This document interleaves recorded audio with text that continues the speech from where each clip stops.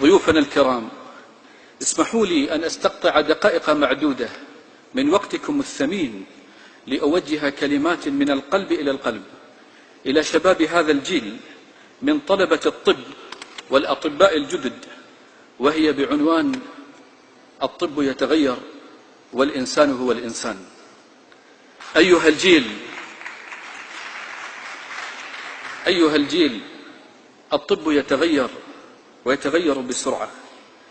إن قدركم أيها الجيل أنكم وجدتم في مرحلة حرجة مليئة بالإثارة من مراحل تطور الطب، فالطب أضحى يتغير وبشكل لحظي ومتجدد. يخبرنا المستقبليون المستشرفون لما وراء حجاب الزمن أنه خلال السنوات 50 القادمة ستكون ممارسة الطب مختلفة تماما عما هو اليوم، وسيستطيع الإنسان لأول مرة بعون الخالق جل وعلا التحكم في سر الحياة من خلال تسخير تقنيات الهندسة الوراثية في زراعة الأعضاء. وسيكون بإمكان كل شخص أن يحصل على تحليل كامل لشفرته الوراثية الخاصة به مقابل مبلغ زهيد. وسيتقلص حجم جهاز تصوير الرنين المغناطيسي MRI الذي هو الآن بحجم غرفة كبيرة ليكون بحجم الهاتف المحمول.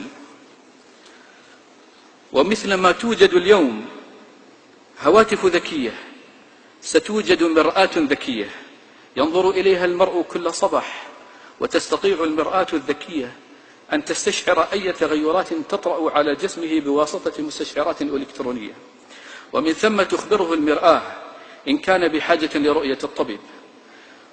وبفضل تقنيات متطورة لخلايا المنشأ سيتم استخدام خلايا المنشأ بصورة واسعة النطاق تكاد تكون مشابهة للانتشار الواسع حاليا لاستخدام المضادات الحيوية. كما يتوقع أن تصبح معالجة أي عضو مختل ممكنة باستخدام خلايا المنشأ، بحيث يمكن تخليق أعضاء جديدة يحتاجها جسم الإنسان بكل سهولة.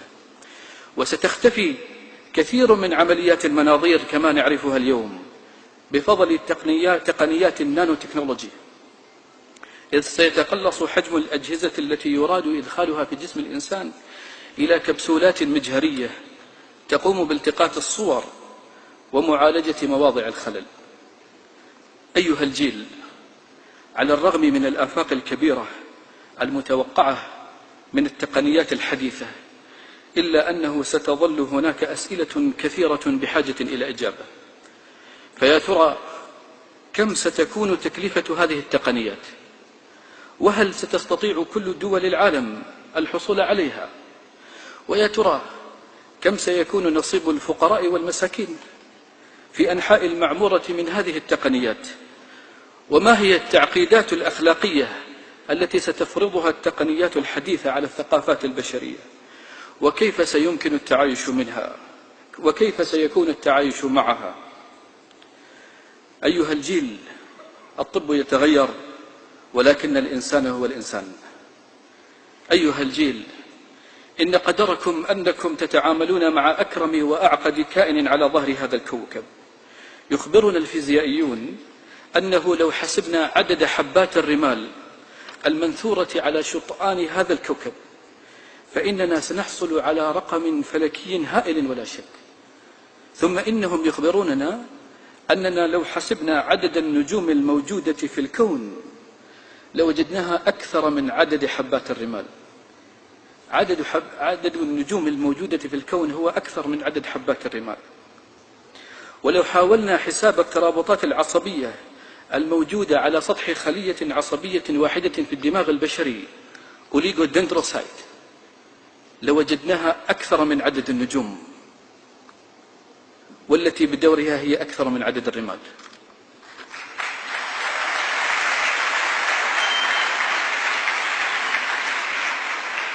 فالترابطات العصبية الموجودة في خلية عصبية واحدة هو أكثر من عدد النجوم الذي هو بدوره أكثر من عدد الرمال. وهذا التركيب العجيب هو في خلية واحدة بين مليارات ومليارات من الخلايا في المخ البشري. وأنتم أيها الجيل من يصاحب هذا الكائن العجيب منذ لحظة ولادته وحتى اللحظة التي يغادر فيها الحياة. أيها الجيل، الإنسان سيبقى هو الإنسان حيثما حل وأينما ارتحل، متطلعا إلى الأمل والحلم والحب والأمان. قبل سنوات قلائل اكتشفت كتابات هيروغليفية في مقبرة فرعونية، تبين بعد ترجمتها أنها كتبت بخط شخص مجهول يشتكي فيه من تغير أحوال الناس، ويصف كيف أن الأبناء أصبحوا لا يحترمون آباءهم وأمهاتهم، وأن الزوجات لا يطعن أزواجهن كما كنا في السابق. كتبت تلك الخواطر قبل 5000 عام، وأظن أننا لو تصفحنا الصحف الصادرة هذا الصباح لربما وجدنا مقالات بنفس المحتوى. سيظل الإنسان هو الإنسان.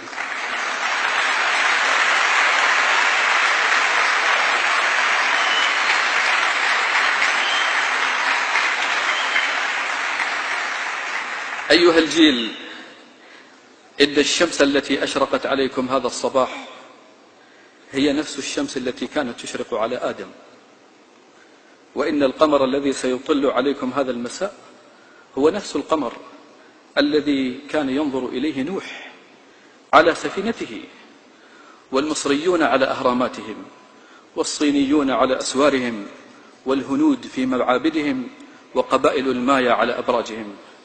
ولو قدر للشمس والقمر أن يتكلما لأخبراكم أن أجمل شيء في هذا الكون هو إعادة البسمة إلى الوجوه الحزينة، وهذه هي مهنتكم الشريفة النبيلة.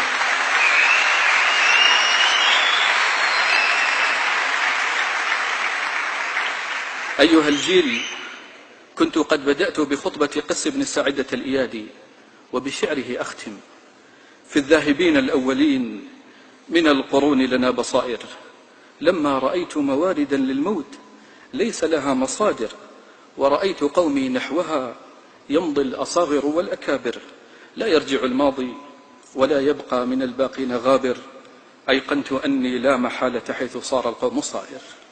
وفقكم الله، والسلام عليكم ورحمة الله وبركاته.